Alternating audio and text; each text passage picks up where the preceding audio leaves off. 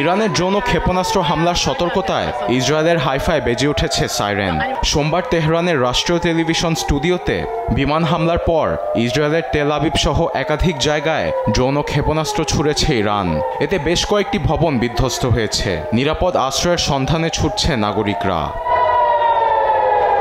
বিশ্বমানের থার্মিক্স রড, সালাম স্টিল থার্মিক্স, দেশের একমাত্র থার্মিক্স রড।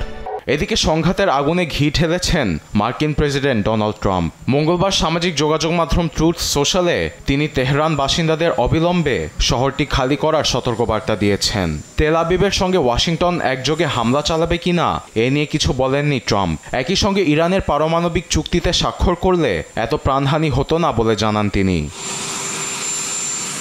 আবার ইসরায়েলের প্রধানমন্ত্রী বেনিয়ামিন নেতানিয়াহু বলেছেন, ইরানের সর্বোচ্চ নেতা আয়াতুল্লাহ আলী খামেনিকে হত্যা করা হলে সংঘাত বাড়বে না, বরং শেষ হবে।